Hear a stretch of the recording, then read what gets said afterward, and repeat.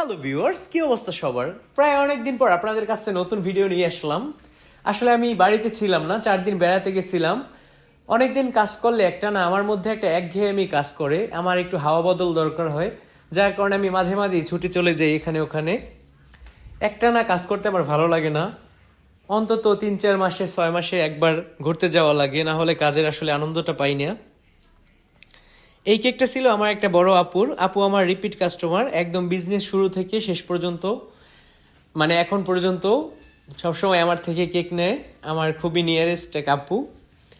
হঠাৎ আমার কাছে আর্জেন্ট কল আসে, দুপুরে আপুর একটা কেক লাগবে 2 পাউন্ড।